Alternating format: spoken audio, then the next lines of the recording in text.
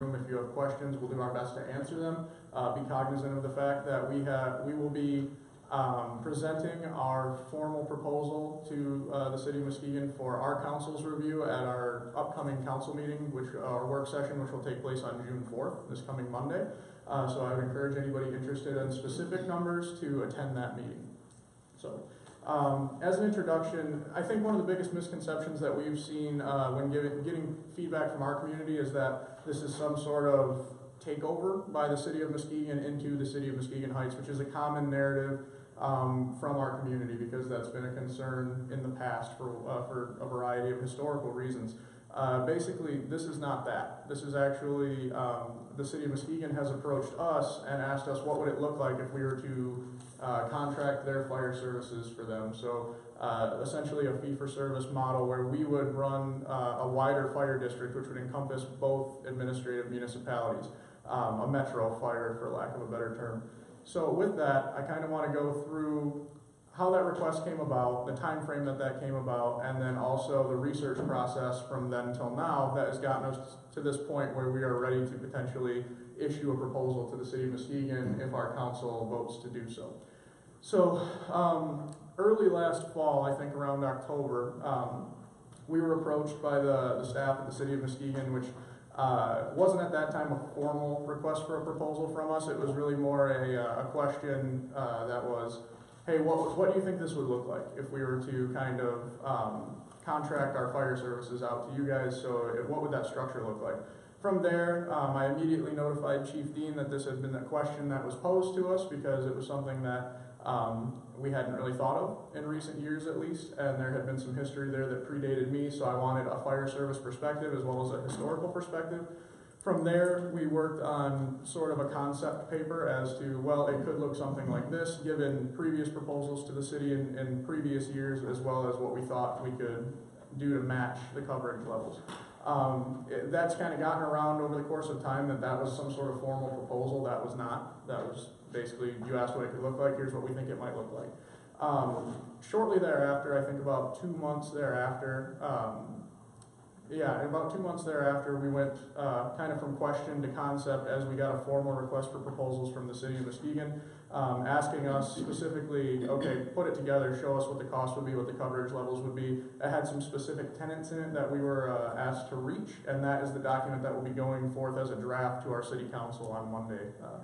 So over the course of the last several months, I think what we really tried to determine is, trying to know what we don't know, in the sense of, as an example, I am not a firefighter by trade, I'm not a fire service professional by trade, so I felt it important, and Chief Dean also felt it important that, we go and look at some other models, see how other communities do things, not just City of Muskegon Heights, not just City of Muskegon, and so that consisted of us talking to fire service professionals from other jurisdictions as well as touring other fire stations. From there, we had a meeting with both our union, which some members are here tonight, and I appreciate you guys being here. We had several, I think 3 total meetings with our union and our officers, kind of keep them appraised of where we were at throughout the process. And we also had a meeting with the statewide union, the IAFF, whose representative is Sean Abbey. And then we also had a meeting here at City Hall with some officers from Muskegon's fire department to kind of hear their concerns and, kind of let them voice any questions that we could answer at that time, obviously without having specific numbers and information yet because we were still in this discovery phase. From there, the City of Muskegon was kind enough to let us tour their facilities, interview their staff members, and we went through a comprehensive tour of their facilities and their equipment and talked to 7 total of their personnel and got some ideas as to how things operate on a day-to-day basis, where things are at now in that city as far as coverage versus where they were at historically, all to kind of build the reference points, the frame of information that we would need to effectively put together a proposal. Because if it was as simple as, that original, show us what it could look like, we could take a shot in the dark, but the worst thing that could happen for both municipalities is for us to try this and for it to not be implemented well, for it to potentially fail. So that's been our research process. Chief Dean will get into sort of the research we've been doing as far as call volume, concurrent call volume, mutual aid assist from other jurisdictions, things of that nature. Those are all factors that we've considered as well. And so with that, I think I'll hand it over to him, just saying that at this point, he and I have been working on a final narrative as far as responding to that specific City of Muskegon RFP and putting together something that we feel confident with our names on to go to our city council and serve as a formal proposal to the City of Muskegon for a professional fire service relationship. So with that, if you're following the agenda, I'm on item D, which would be current staffing levels and how things work in both municipalities to date. And I will turn that over to Chief Christopher Dean. Okay. As City Manager Ekholm indicated, we're not giving the nuts and bolts of the proposal today because of the fact that we have to review it before our council. We don't want to show any disrespect to our city council by not allowing them to view the entire document prior to presenting it.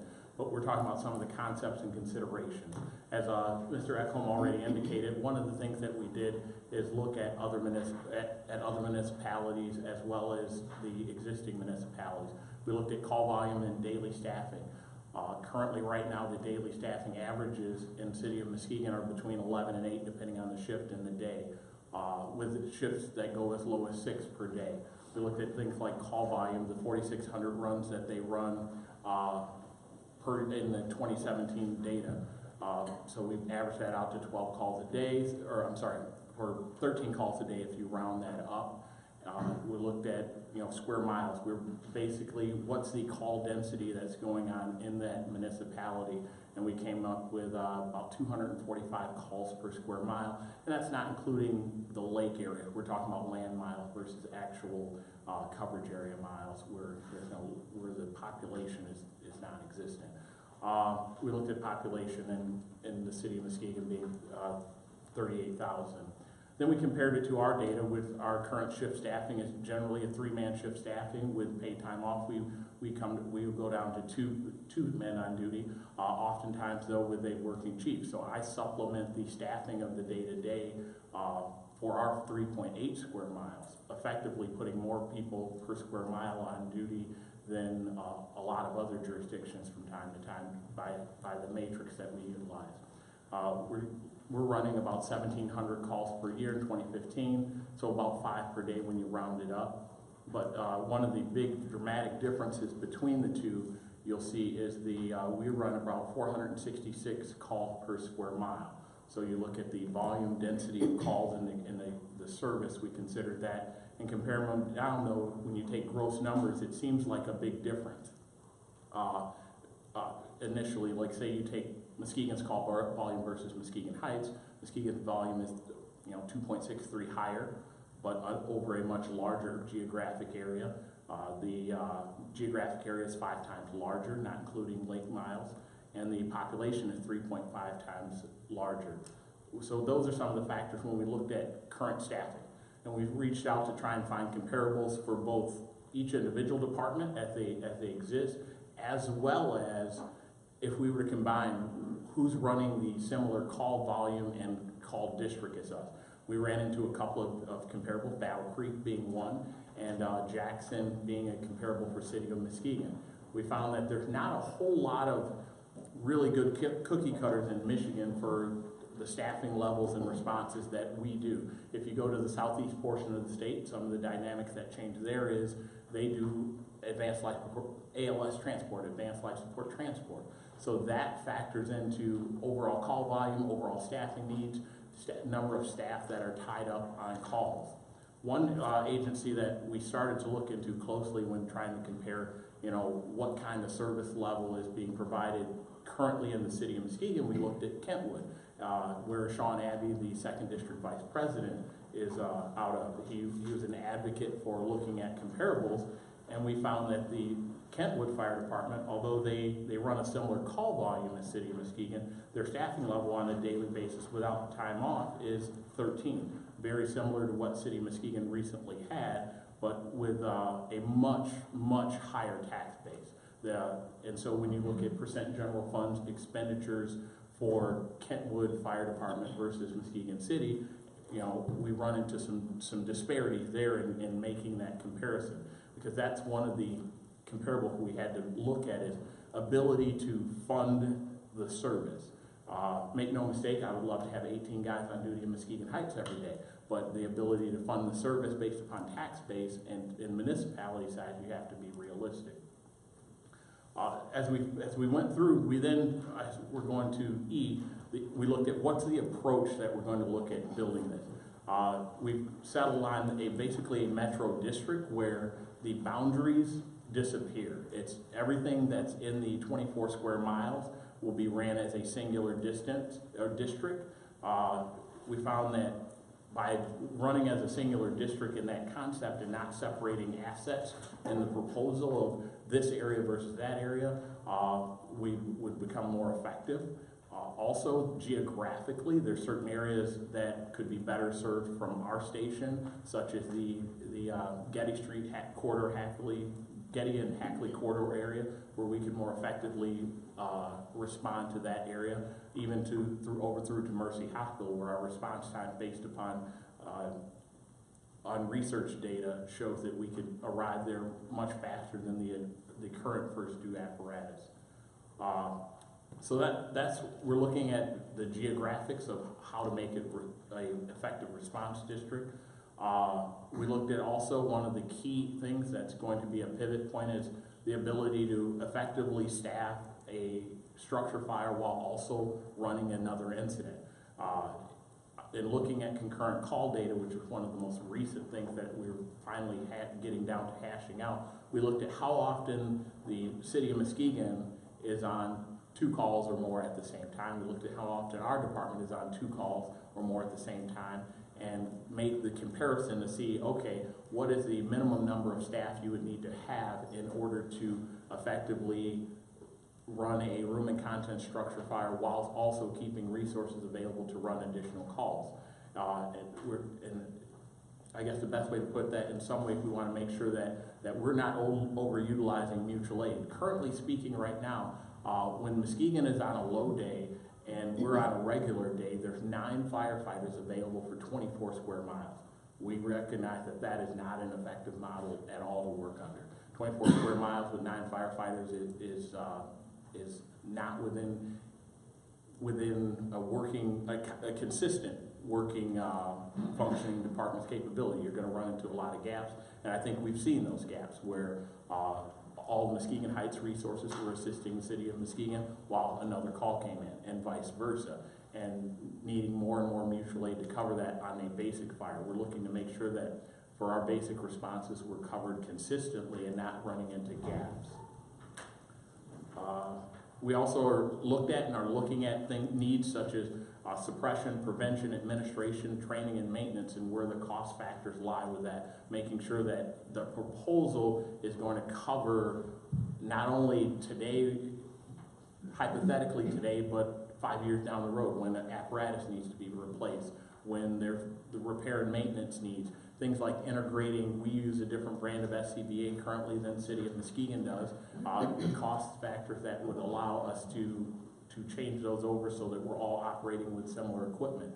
Currently, right now, the city of Muskegon has some shortages or issues with thermal imaging cameras, looking to say, hey, you know, this is what we use and make it effective. When we make this effective change, bring us all on board with the same type of equipment. So there's considerations in the project for making sure everyone is on the same page equipment-wise, which would better serve the community, both communities as a whole. Those are the considerations. Sure. So I think as far as that was how we kind of approached the response from fire services perspective. And then obviously the big question, while we will not get into specifics tonight, is the finance perspective. You know, we've been blatantly asked that by several, you know, what's in this for you guys? Why do this at all? Really the model, we see opportunities for better coverage in both municipalities at a better rate for taxpayers. So this could reason out to be a revenue saver for City of Muskegon taxpayers as well as a revenue generator for City of Muskegon Heights. And as people are often quick to point out, over the course of years, our financial situation has been precarious. We're building some insulation into that now, and things have gone well in the past 2 years. But in order to build sustainability, that there's something that we find important, which is diversifying our different opportunities for revenue generation. So, we're not going to shy away from the fact that that is a factor, but it is not the sole or even the most important factor that led us down this road. The first questions that we kind of asked ourselves were, well, is this beneficial to us and our citizens that we serve? And once we determined, primarily through Chief Dean and his knowledge of the fire service, yes, this could be beneficial to not only us, but City of Muskegon, then and only then is when we decided, yes, this is something that we want to research. And even through that research, there were several occasions where we were looking through data and making sure we had the understanding where if the data had come back a different way, we might have had to come back and had a conversation with the City of Muskegon and say, we really don't think this will work the way we're discussing it. But we feel as though we've put together a confident proposal that takes into account the best practices as espoused by Chief Dean and his department. I can't say enough about the Muskegon Heights Fire Department. They, it's been pointed out several times throughout this whole conversation that they operate with limited resources, and that's absolutely true. I think the total expenditure last year was $1.17 million in 2017. For a city of 11,000, that's probably a few $100,000s low, and that's mostly because of lack of staffing.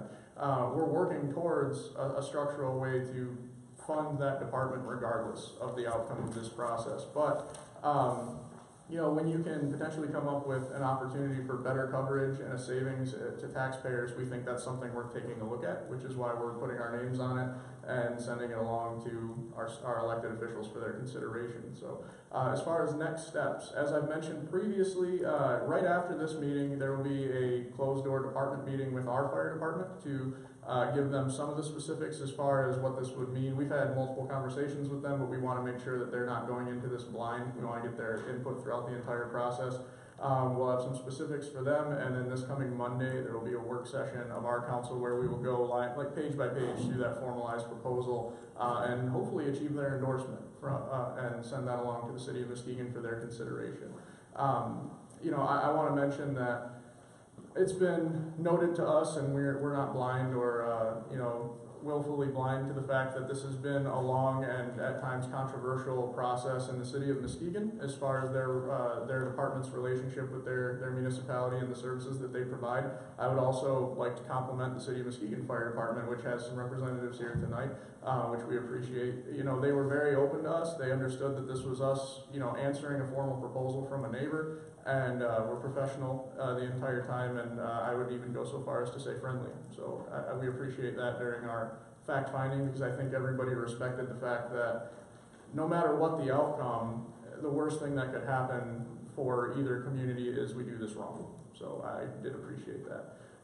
From there, once we send it along formally to the City of Muskegon, pending the endorsement of our council, we will wait for an answer from them, from the City of Muskegon and their commission, and so that will be the public process moving forward. As far as our end, that meeting will be an open session meeting, as I mentioned, so we would encourage you to attend. At this time, we have a hard cutoff at 7 o'clock because we do have another a meeting right after this, but we want to take public comments and questions regarding what we've gone over tonight. I think, Chief Dean went through the data, and honestly, that was a portion, but we've had several stakeholders give feedback. We've had the opportunity to talk to other community organizations about this. We get questions about it all the time, so it's not something that people are not aware of. So yeah, with that, we'll open the floor if it's okay with you, Mayor. That's fine. I just want to make this last point, and then we can open the floor. One of the things that council is very adamant about is to make sure that we can provide a quality product, and that our fire department is okay. And so we appreciate the work that staff has done to do their due diligence on this, because we definitely had a lot of questions, because I again concur, right? To put this out and then not have it done well would be a detriment for both communities, and we realize that. So we can go ahead and open for questions. So we'll ask anybody who has a question to just stand at their seat, give their name and address, and then proceed with your question. So, you, sir. My name is Gregory Roberts, 3340 Wilcox Avenue, Muskegon, Michigan. My question is that, first of all, to Mayor Sims, City Manager, and Chief Dean, that you said you want to put out a quality, something that's going to be good, something that's going to work. the city just spent almost $900,000 just to do a study on the convention center. Don't you think, or do you think that we're rushing very, very fast to make something happen? You visited a couple fire stations, you did do some other things, but you're talking about a very, very complex thing of bringing two fire departments together, and including the lake, and the manpower, and so on. So my question is that don't you guys think this is happening too fast? My second question is that the city giving this off when they're budget-wise, they're fine, they're in the black. Isn't there some questions to you why all of a sudden they want to get rid of their fire department? So, If you could, I just want to speak to a little bit of that. Do I feel like we're moving too fast? I don't. I feel like as an organization, we were submitted a request for a proposal, or responding in the timeline that was given to us. In that process, again, I commend staff for doing so much detailed work. We've taken into consideration the lakes, and there's a plan in place for how that will, roll out. We've taken into consideration many of the things that you've mentioned. And so, from an organizational environment, I feel like, again, we're responding to what was requested of us, and, done that in due diligence. As to what their fiscal reasons are for going to this route at this time, I feel like that's not our concern. Again, we're an organization responding to a request that's been presented. and I think to kind of add on to that, so regarding, you mentioned specifically the lake, and it's complicated to merge two functionalities of two separate organizations into one. And I think over the course of time, we've made sure that we're doing our due diligence, and we've made it clear to our neighbors in the city of Muskegon, we're not going to put our name on it until we're ready. There were several questions that we had to answer, and their RFP was well crafted in the sense that, it asked us to address some of those specifics that you talk about, including water rescue and different things of that nature.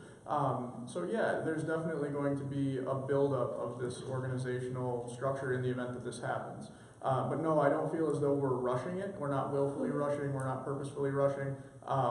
We have professional staff that I trust as subject matter experts. I trust the input of all the fire service professionals that we've talked to. And, when you say visiting a couple stations, it was more than that. We had specific goals to interview staff from those places to, kind of survey and understand the different equipment and the apparatus, and figuring out, what's the answer here to actually run this as a district and not just as, a consolidation or contract for service, but really to be one cohesive organization. And, we're not naive to the fact that there's going to be a significant build-out period where we're going to have to invest heavily in additional training and staffing up. All that stuff is a reality that we're building into that narrative, so that, and we know that the city of Muskegon's not naive to that either, but we want to make sure that we are painting the picture clearly as to what the expectations are and what the realities will be as we move forward. So no, I wouldn't say rushing by any means. I think moving with a sense of expediency, because this is something that you want to languish on the table. Taxpayers have expectations for services, and it's our job to provide those services. So when we're provided with a request from a neighbor and an opportunity for us, it's our job to answer the responsible questions and move forward. So, the second part of the question, overall, their motives, I guess, is how you could probably fairly say what the question was. Over the course of time, like I said in my preliminary remarks, it's been very public what the conversation has been between the Muskegon Fire Department and the City of Muskegon. It's not for us to make assertions about, what their intentions are or anything like that. We were given a professional request for proposal, and we've deemed it in our interest to answer that proposal. And that's really the best answer I can give. Yeah.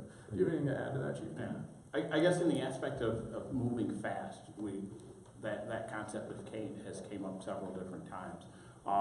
Keeping in mind that if this were to occur, it wouldn't happen at the beginning of the fiscal year. It would be a January move. As part of our proposal, we proposed providing the opportunity for current employees to work for the city of Muskegon Heights in some capacity. So when you talk about moving forward, it's not like we're changing shifts with two totally different sets of people.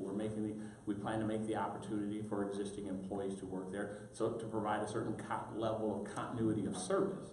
So it's not a matter of, you know, hey, these guys walk out the door, the other people walk in. We plan to make opportunity for employment.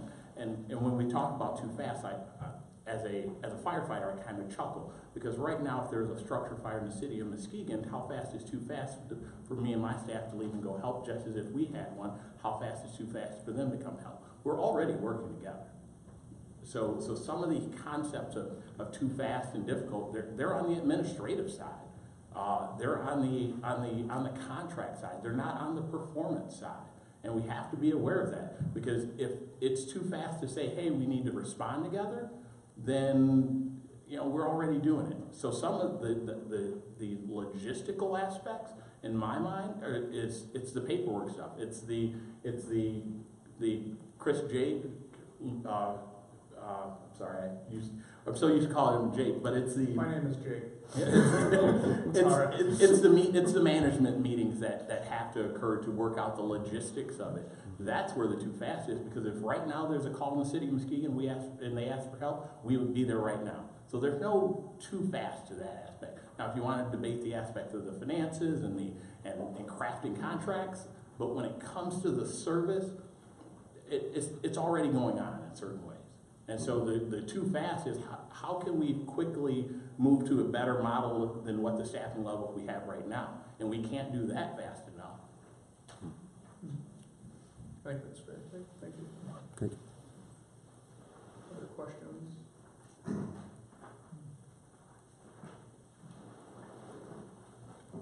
Don't be shy, please. Mr. Cook. You need to get it out there. Floyd Cook, 2412 Houghton Street, Muskegon Heights. Are we at a point where you can cite advantages for Muskegon Heights versus disadvantages of this proposal? Sure. Can you share some? Yeah, I think what I'll do is I'll give them from my perspective, and I think, you know, we've had multiple conversations about, all three of us and others, the operational advantages and potential challenges to this. So immediate advantages beyond the obvious one, which we addressed, is the additional revenue for a contract for service. We have other significant capital needs that we'd like to address, and that could provide, you know, good structural annual dollars to do that. So it could provide other residual services to the city of Muskegon Heights. Like, I'll give an example. This is completely hypothetical. I want to make that clear. But, you know, say our major streets funding comes in, and on our capital improvement plan, we want to do the 3,000 and 3,100 blocks of Sanford Street. We want to resurface those and put in new storm sewer. And with our available funding in our capital improvement plan, we're $100,000 short.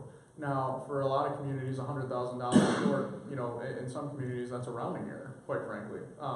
But for us, that's substantive. And so when $100,000 is, you know, 1/13 of your general fund reserve, you think twice about resurfacing 2 blocks of streets. So I think that's a good picture of the financial reality that we're in. It's not as dire as people make it sound all the time. We do have a structural surplus in this last fiscal year, as well as an expected surplus in the coming fiscal year. We do have positive fund reserves, but $100,000 is something we'd have to consider carefully. So in the event that we have additional revenues, period, whether that's through a fire service contract or any other source that we can find that's sustainable and that we feel is in our interest to complete, that's where the difference can be made. So as far as like out there in the public, in the community, additional revenues coming in for public services in the city of Muskegon Heights is a significant advantage. I think what I'll do is I'll defer to Chief Dean for the fire services advantage, because there are several, and then we'll speak to the challenges. But yeah, as far as the fire service and coverage levels and things of that nature. Yeah. When it comes to fire service, my boss is going to cringe, but he knows I'm a very open person. I'm of a perspective, we can provide a better fire service to the citizens. I'm not overly concerned. The general fund makes a dime, and that's just my perspective. But every city manager listening is going, but we have a good working relationship, and I can say that. I won't write you up. But yeah, and truly, it provides currently right now when Muskegon is at 6 and we're at regular staffing 3 with me, you'll run into times where all available resources in the proposed district are tied up.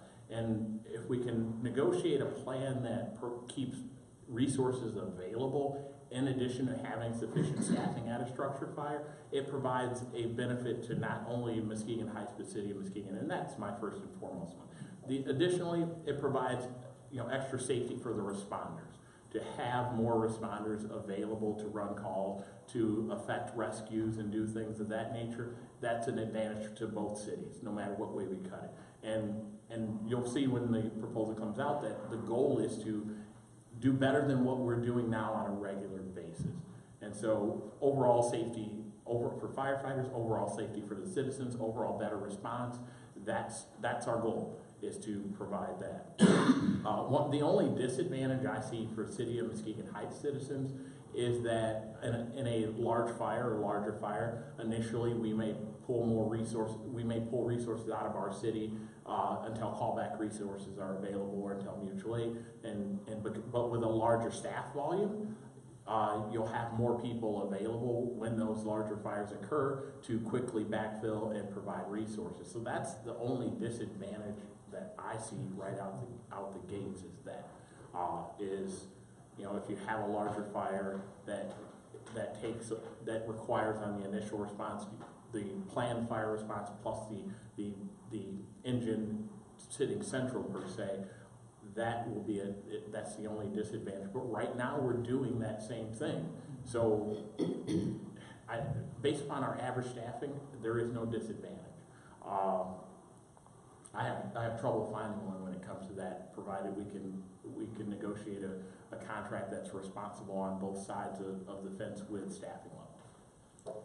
In addition to that, as far as challenges, I think it's fair to note, as I mentioned earlier from the previous question, one of the challenges for both us and the City of Muskegon will be, after that contract is finalized, in the event that it's approved by both elected bodies, then implementation comes in. And I think it's a common colloquialism as far as planning. Planning's easy. We can make the best plan in the world here tonight. There's a lot of smart people in this room, but implementation is hard. So I think we're going to have to be very objective. What you see in front of you is a cohesive team of people that want to serve the community that we serve, but also see significant opportunity to provide more fire service staffing in these two current municipalities for a very competitive rate for the taxpayers. So while that will be challenging, I feel as though that's something we almost have a responsibility to kick the tires on. So that's, I'd say, the biggest challenge I see is implementation. I just want to echo in some of that conversation. I feel like for the biggest advantage I see, I'm concerned often about our firefighters and just the number of calls that we go on, because we do first response as well. And so being able to have a wider base to pull from to ensure the safety of both communities, I see that as a huge advantage. And to me, that advantage is large enough. I'm kind of with Chief Dean in the sense, what hits our bottom line, we've made it, and we'll continue to make it. That's nice, but to be able to add that extra layer of safety for our firefighters that's paramount for me. And so that for me, that advantage is so big, it for me, outweighs any disadvantage.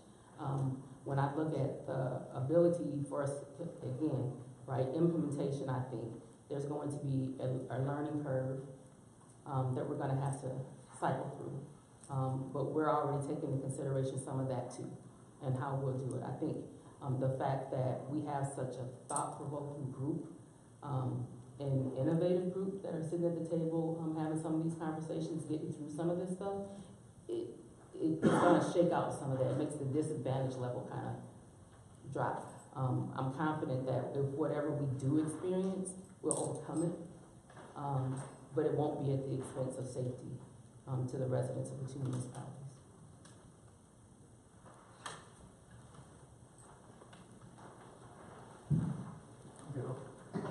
Ken Truddy, I'm sorry, can you say your last name again? I'm sorry, I didn't catch the last name. Ken Truddy. Shepard. Yep. Thank you. 5567 Far Road. Just a couple of questions. You stated you want to provide quality for the two communities, which you would.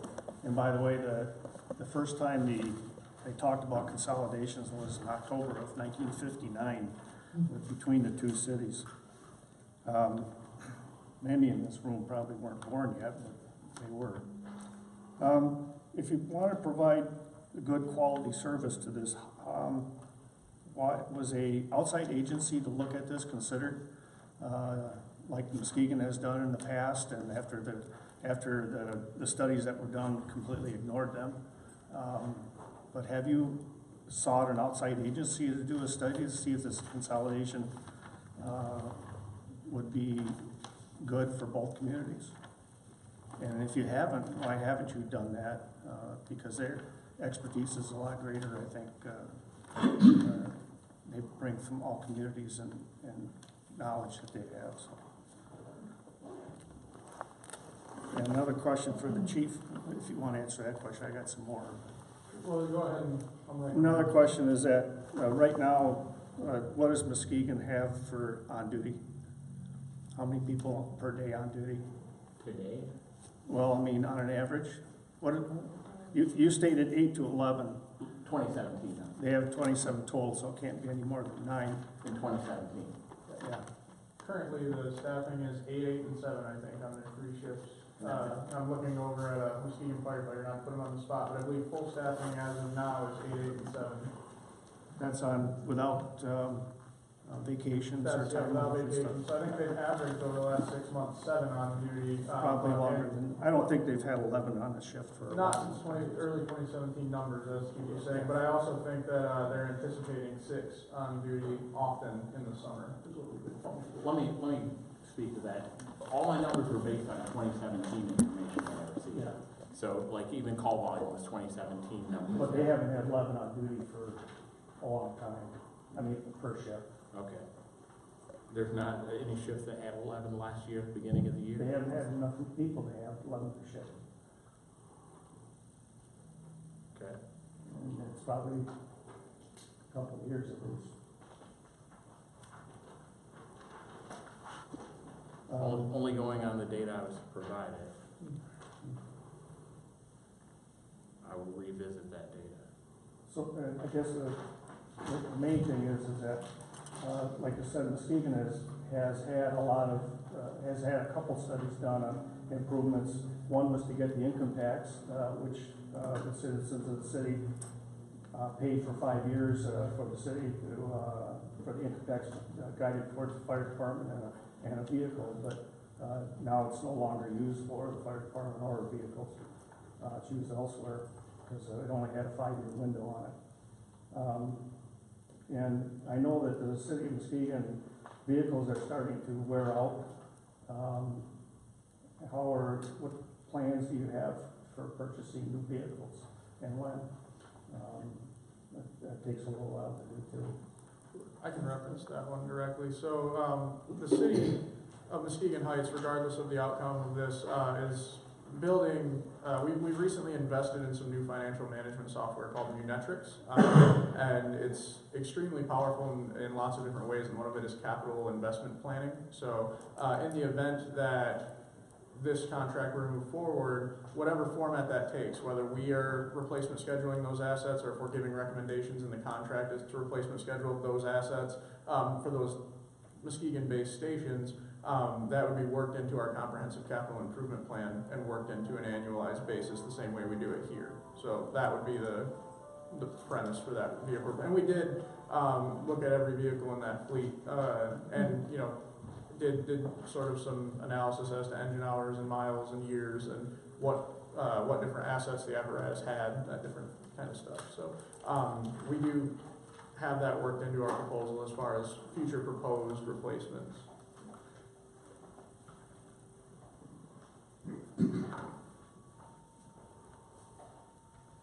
You said that there's going to be a minimum standard. What is your minimum standard per day for each station? That's one of the things that's within the proposal I might. Yep, so because of the fact, as we mentioned at the beginning, our city council has yet to see the formal proposal because that's coming up at this work session on the 4th. So those specific proposed staffing levels and costs and associated station-related levels, those will be in that formal proposal, which we'll go over in detail on the 4th. So I encourage you to attend that. Yeah. But we don't want to disclose that information before our city council has had a chance to review it in fair order. Well, I mean, right now, the city of Muskegon minimum standard is 2 on an engine, and at times 6 only between the 3 stations, meaning the command officer has to ride an engine. I see what you're getting at. So are you asking us if we feel as though that's an acceptable staffing Yes. level? Well, I think Chief Dean already referenced that he felt as though between both communities that we're not at an adequate sustainable staffing level, so no. Beyond that, I've also said a couple times during this forum that we feel as though we can provide a better staffing model than what exists today for a competitive rate for taxpayers. So without getting into specific numbers, we feel as though that we can provide better coverage for a competitive margin. So in short, no. No, we don't find that All sustainable. right, thanks, Mel. Yeah, I guess the staffing levels that are the current today are not the ones that are in the proposal. The proposal, if accepted, exceeds by far the minimum daily staffing of the overall 2 stations considerably right now.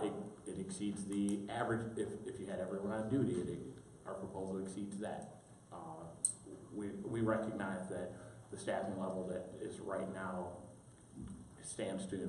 needs to improve, which kind of when we come back to the question of too quick or too slow, we can't change our staffing level soon enough, in my opinion. It only stands to make everything better by doing something sooner.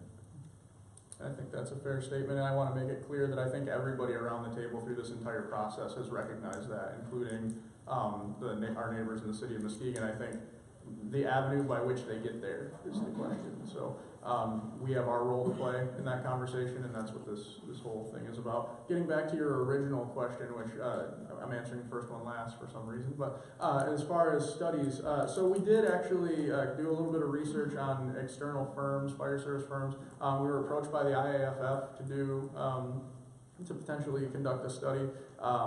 We felt as though that would probably be short-sighted in the sense that both our local union and the local union in the city of Muskegon is represented by the IAFF. And we felt as though that would probably not be, even if they did a great job, which I'm sure they would have, we wanted to make sure that it was a true third party. And so we did some research as far as potential firms, and honestly didn't see much that they would bring to the table that we could not do with on-staff personnel and expertise. I personally looked at some finished products, which I don't have them in front of me, but I'll have my cards here at the end and I can email them to you. And, as far as the information that's going to be provided in our formal proposal and the data that we reference through county dispatch and, through our neighbors and ourselves, it didn't really have anything that we couldn't analyze in-house. So the utility of a study was really the question. It didn't have anything to do with us not wanting to pay for it or the city of Muskegon not wanting to pay for it. That's been, espoused on social media and in other venues. That really didn't have anything to do with it. Really the question was, as far as feasibility and viability, they're looking at the same exact data that we are, and we feel qualified to analyze that data because that's our training and our background and our jobs in different capacities. So that was the outcome that we came for, is that it wouldn't provide any utility to the process given the level of detail that we were looking for, which was granular, but we had the ability to get that granular ourselves. Or an outside agency would have given you a neutral response compared to too much IDFF, too much city management. Gotcha. Well, I think that was kind of our goal, was to look at this, and we asked ourselves sort of a series of questions before we even got this far, and it was, could this be done, period? Is this legally feasible? Is this in the best interest of our citizens? Is this in the best interest of Muskegon citizens? And once we found a way to get there from our perspective and from that data, we felt as though we had reached a level impartial study. And I think, I think people will feel that once they read it and understand it. Our biases obviously tend towards serving the people that it's our job to serve, as does the city of Muskegon's, but if you can find something mutually beneficial, which was always our goal, it makes a lot of sense. So as far as impartiality, I think paying for impartiality as opposed to trusting the stakeholders and subject matter experts around the table isn't always in the best interest. It has its place, but like I said, as far as the actual hard data that would be generated and the product generated and the outcomes, a study didn't really prove to be any more fruitful than what we can do in-house. So we elected not to. Thank you. One last point. coming from an engineering perspective and details, equipment, trucks, ladder trucks. In light of the fact that we've got a nice new hospital facility that's gone up a few floors, and we are the most, let's say, closest.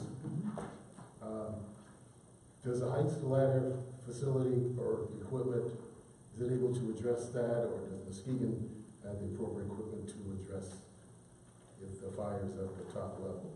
We actually have the taller ladder truck. I think, is it the tallest in the county? I think so. Yeah, I believe it is. So actually in-house right now, our 103-foot ladder truck is the tallest in the service area.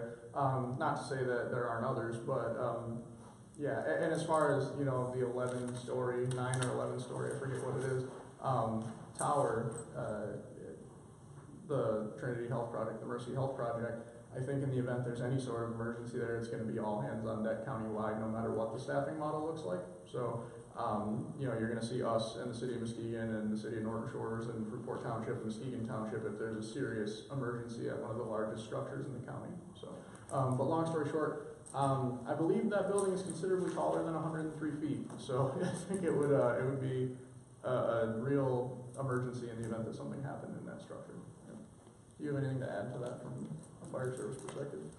I think today modern strategies and tactics and prevention systems that are built in, you're not always looking to get the ladder to the highest floor.